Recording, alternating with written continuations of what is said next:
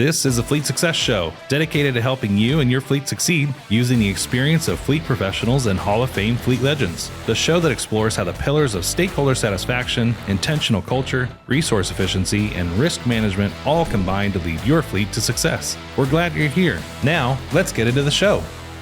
Hi, everybody. Welcome back to another episode of the Fleet Success Show. I am Marc Canton.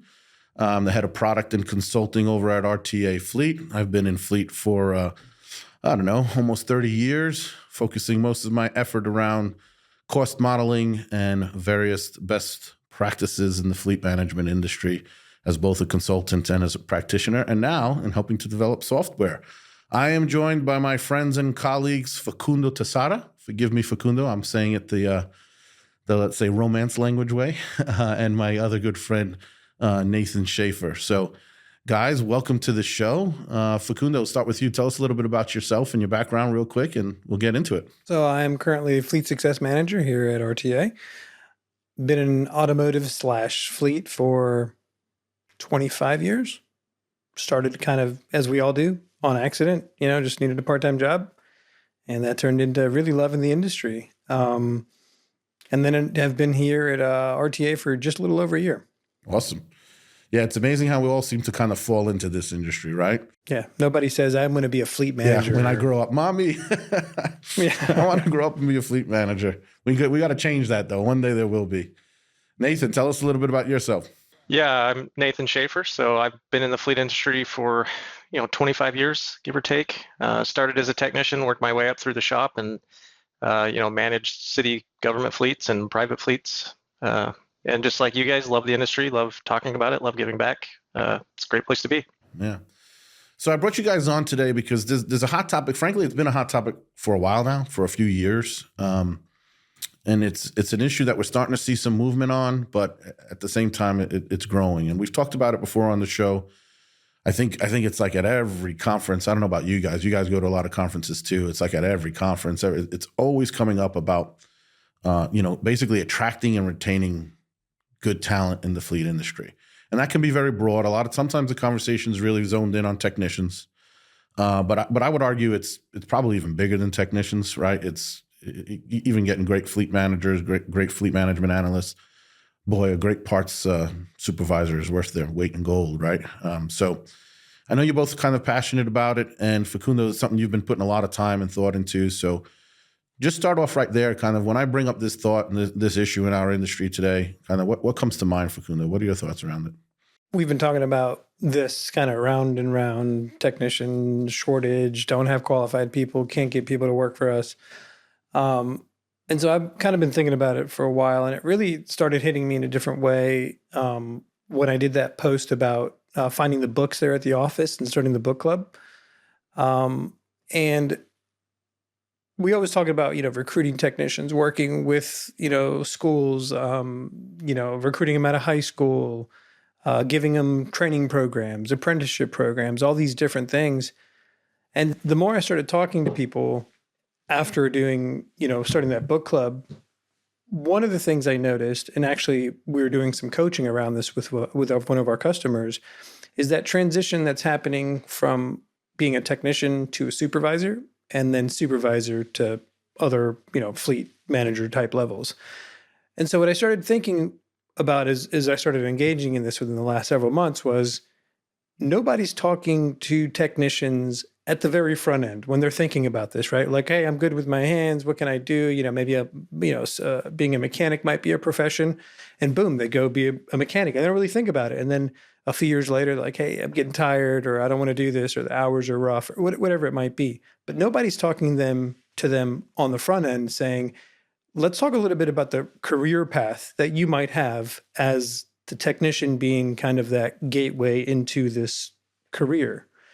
And I've been talking to even folks that are running community colleges or technical colleges, and it's really missing from their curriculum. So that's kind of where the conversation started for me, is really taking it back to the very beginning to talk about these different paths that could happen that people are not aware of. And I think we're doing a massive disservice to ourselves, to the industry, by not talking about that. Yeah, it's a great point. And it's come up here, right? Technicians, you can go get an ASC certification. There's some path there. People have heard me harp on this show that there's not enough out there for fleet managers as great of a job as NAFA and APWA and others do with their certification programs. We still don't have a degree in fleet management. But you bring up a really good point, right? Like, that's just a massive gap, right? You're turning wrenches, and then one day you're asked to go lead people. And there's really not much out there for you outside of, like you said, hiring us or someone like us to do some coaching and to do some training for you. Nathan, you lived this. You went from turning wrenches, like a couple of other guys in our team. You went from turning wrenches to next thing you know, you're the boss. What are your thoughts? What are your memories from that? I feel like we just kind of throw folks like you into the fire, or the sink or swim thing, right?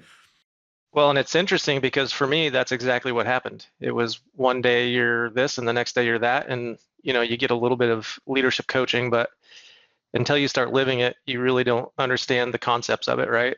And I'll take it back even to like Connect in 2020, because that's when Josh really started getting on about his leadership and culture stuff, and it sparked this thought for me, and that was to go back and actually ask your technicians what they want to do with their careers. Right, like Facundo saying. Yeah, and I think that's what we're missing, right?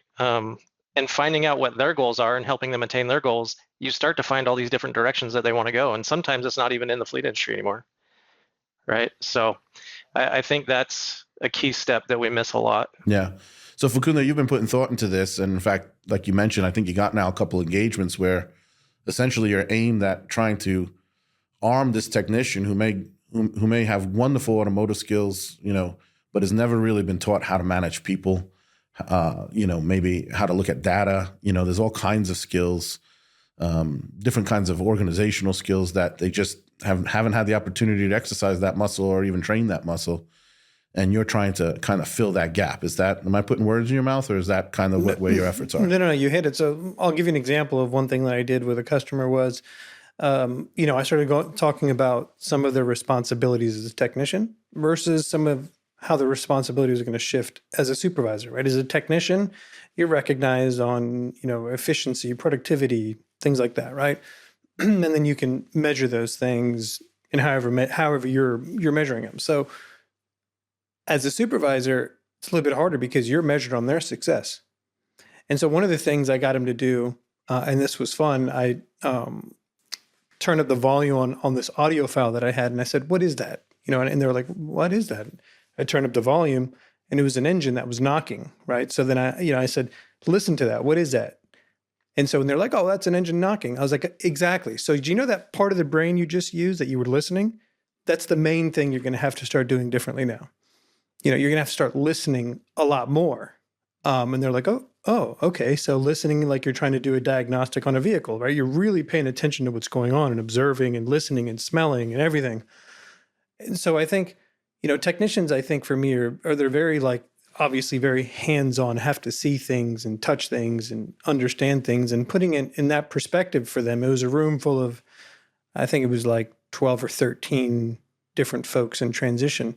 And they had a little bit of an aha moment, which was, oh, okay. And some folks, the technicians that they don't have a shot at being in, a supervisor kind of role. We've all met one of those guys or several. And then, the guys that have some potential. Right. And then, the guys that are like, this guy can totally do it. Right. Right.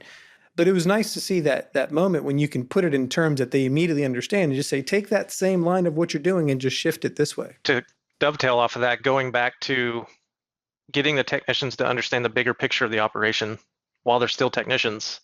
And this goes back to when we start asking technicians to write work orders and do coding, them understanding the why or the big picture of what they're doing also helps lead into that. Well, now I'm a supervisor and I understand why we're collecting the data, so it's easier for me to go get it. Yeah. And that's a great point. And that really feeds really very well into some of the things we talk about in our 4 pillars, right?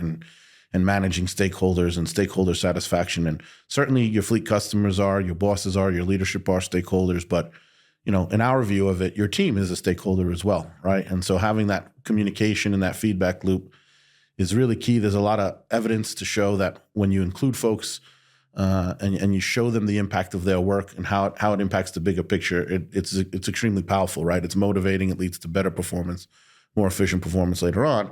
And to kind of bridge the gap here, it does begin that process of preparing them for that next stage or that next step in life, right? Because, if we're being honest, like what is the career track? One of the things, it was funny. We were just at NTEA, Scott Root and Steve Saltzgiver and I, and we had a little sort of section of one of the courses, and it was about, hey, if you really want to retain talent, you have to have a upward movement opportunity for them in some way, shape, or form, right? And we believe it does start right at the technician level, right? Like you should have technician 1, technician 2, technician 3, that sort of a thing to acknowledge as people progress in their skills and your reliance on them and so forth and their abilities. So even bringing it down to that level. But then what comes, right? Like what's typical? Nathan, did you go straight from being a tech to a fleet manager? Is it, sometimes you'll see, guys kind of fed up with being on their trucks all day on their back and say, you know what, I'm going to go use these skills and maybe move into parts or something like that, right? It's shop supervisors, it's service writers. Like, what is the path? Like, what is the path that that technician has to, ultimately, I guess they're trying to get to fleet manager or maybe even beyond. But what do you think is the typical path? What is the best path? And are we thinking about it? Are we giving them the skills to kind of get there? What are you guys' thoughts on that? I think the typical path is you start as a technician, and if you're in a spot where there is some movement, you might get promoted or take over a lead tech role and get some experience there. And then, if the supervisor retires, then you might get promoted. That seems to be the most common. For me, I kind of got thrown into this role where I was the technician, the supervisor, and the fleet manager all in one. So, I was managing all of it and fixing things. It was a fairly small fleet, so it was pretty easy. But as we grew, I had to bring more people in, and that just escalated that supervisor role. But I think people that start on the ground as a technician and work their way up and get promoted, to me, I think that makes a better fleet manager because they understand the operation at all levels. It does. I was just going to add, for me though, it was a completely different opposite entrance into fleet management, which was, hey, Dad, I needed a part-time job in college, and I was like, you're hiring me to, and he's like, to do what? To answer the phone or something. And so I started that way, which was just answering the phone, helping, talking to people, taking names, starting work orders, into learning how a business was run. And in the meantime, I literally had a view into the shop and talking to technicians. I think that one of the things that has helped me think differently was because I was able to kind of think in terms of a manager or management, and also incorporate the way that technicians go about their work, troubleshooting and doing things like that. So I would actually help troubleshoot with technicians. And some technicians that came later on in my career, they'd be like, were you a technician before? I was like, no, I've just been talking to technicians for a long time. So I understand the way they think, and it's helped me understand the way to think.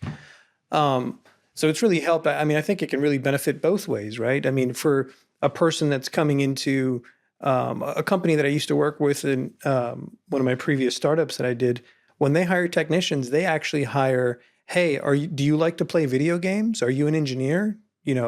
Come work with us. You'd literally work on autonomous robots. And so they hire in a complete different way. So when you're hiring maybe for a potential manager position, you could, do you enjoy working on vehicles? Do you have this level of skill? Then maybe you can recruit people from outside the industry that you couldn't before, even not from the technicians. Because no one goes to school for fleet management, chances are you were never formally trained on how to successfully lead a fleet. That's where the Fleet Success Playbook comes in. The Fleet Success Playbook is your guide to building a safe, reliable, and efficient fleet that provides exceptional service.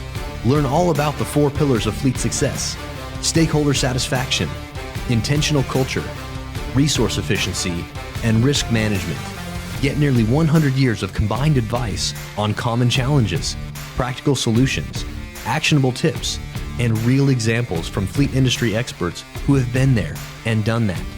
Visit www.fleetsuccessplaybook.com to request your free copy today. Yeah, one of the things we also talked about is, this concept of cross-training and really trying to, find every opportunity for that. A lot of times folks kind of stick around to the technical element where, hey, this guy does electric, this guy does diesel, those sorts of things. And that's good. But I'm thinking much bigger than that. Like, Nathan, next thing, and both of you, right? Next thing you know, you're supervising a shop or managing a fleet, especially if it's a smaller fleet, parts person isn't there. Who's doing parts, right? No one ever taught you to do parts. Now you're here doing parts, right? Especially, like I said, in some of those smaller groups. Who's doing the service writing? So, I encourage, I think it's, a really good idea, especially if you're, and kind of flip this on the head, guys. What are the things we want to tell techs who maybe want to move their way up, right? So first off, I want to say, hey, if you're thinking about a career, technician's it's a great opportunity, right? College is for a lot of people. It's not for everyone. You can do it even if you did college. But there is a career path there, and that's part of our messages. Kind of like we need to help get that out more. What are some tips you might give to those folks who are trying to wear? One of them that I would advocate for is try to go do it all. If there's an opportunity to do parts, to do service writing, do those things if you're filling in for someone. So that's one thing. And whether it's in or out, right? There might be some skills that they're just going to struggle to get their hands on or get to practice them while they're doing their mechanic position, right? They're just not going to get exposed to it. The thing that's coming to my mind right now is like data and data analytics. They may or may not have the opportunity to really dig in there. And that's something they are going to want to go kind of spend some time on, getting comfortable in Excel and those sorts of things if they're trying to move up the chain. So what do you gentlemen, what advice would you have? Kind of what are you thinking about, Facundo? What's working for you in the coaching element there? What are your thoughts? What seems to be working, as I was talking about a little bit earlier, is let's talk about what's the same and let's talk about what's different between those different responsibilities.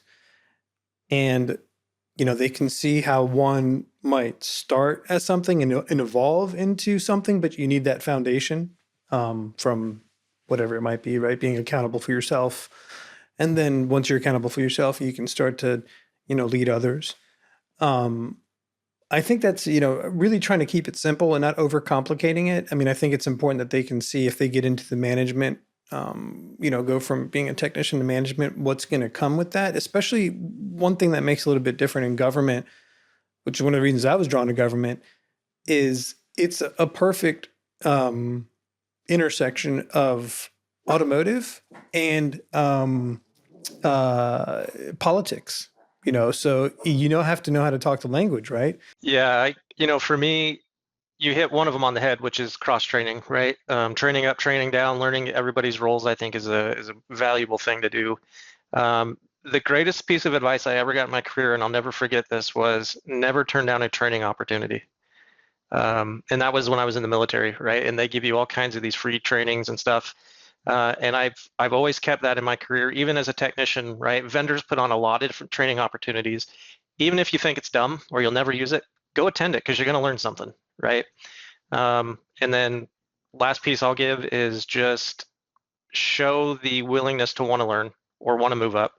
If your supervisors or your fleet manager understands that, you have this passion and you want to move up and do things, they're probably more apt to give you opportunities to learn. With that, guys, I think we're going to call this a session. You have any other closing thoughts or any other ideas that you wanted to make sure you get out there and kind of help our industry continue to kind of progress and deal with these issues? Look for me to make a lot of noise now on the talking to people on the front end. Interestingly, I'm at home right now, but I work out of this shared office space here. For the folks that don't know, I work remotely out of Florida. So they were hosting this event, and this lady was talking. Fast forward like a week later, ran into her at Starbucks. I was like, "Hey, you were talking at this one place, weren't you?"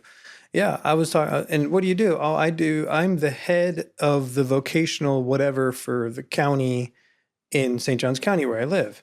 And I'm like, "Oh, well, I've been doing that for a while in the industry, and here's what I think is missing." And I told her exactly what I told you guys at the beginning, right? Like, do you guys have anything that's telling your high school students about this, this career path? It's not just the trades; it's what comes after the trades.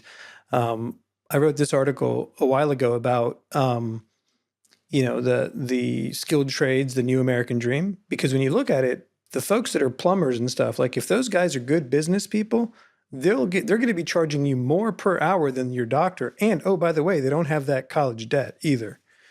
And so that to me is something that's, that I'm super passionate about. And I think, as I mentioned, I'm going to start making a lot of noise about that. Getting out on the front end, talking to, technicians, talking to teenagers about that kind of stuff. Because I think it's very important. That's where people completely miss it at the beginning of their potential career. Yeah. That's a great point. And that's something we've talked a little bit about. I posted about it. You have You know, you have NAFA out there trying to create these relationships with the technical schools, which is great. But kind of getting out in front of that is super important. You made a great point there about, hey, we need people getting in the trades, but also think beyond the trades. I mean, my electrician and plumber, they both make more money than I do. So they must be doing all right. Like you said, you know, good business folks. So, and you know, that's another good point we didn't hit, you know, so two things, you know, we talk about it so much here that maybe it's kind of ingrained and, you know, people have heard it a lot, but you never know, right? You might have a first time listener where, boy, the culture is so important. I know mechanics are notorious for leaving for 50 cents an hour. I got to tell you, I'm skeptical. I know they will leave, but if they're leaving you for $1 an hour, there's something else wrong in your shop that needs to be fixed, you know? Yeah, if it's a 5 or 10 or something, well, maybe not, right? But, you know, something's not there. Either the culture's not right, and we have plenty of other shows on culture and how to do it and plenty of trainings on that, but either something's not right about that culture or probably they just don't see, you know, we know that, you know, there's the top 3 reasons people leave. Yeah, pay is one of them. 2 is they hate the boss. And 3, they don't see any upward movement opportunities. So that goes back to kind of what we were talking about. You got to lay out that path. You got to show people that there is a future for them. So if you're struggling to keep people, you know, keep those 3 things in mind. You know, you really got to have a good culture. You got to reward people. We've talked about that quite a bit in the past. You know, it doesn't have to be a lot. A pizza party can go a long way. They hit their metrics for the month. You know, those sorts of things. So if you're interested in learning more, we have entire sessions about this stuff. Just reach out to us at podcast@rtafleet.com, and we're more than happy to kind of share more information on what might help you attract and you know, retain good talent, especially in that technician front. So with that, guys, thank you so much for joining me. It was awesome talking to you. Next time, I hope you're in studio and we'll do it together here. And yeah, have a great day. Take care, everyone. We hope you enjoyed the show. If you'd like to help support the podcast, please share it with others. Post about it on LinkedIn or leave a review. Want to learn more about our fleet management software, Fleet 360? Check us out at rtafleet.com. If you want to learn more about having your fleet evaluated by our consulting team, go to fleetconsulting.com.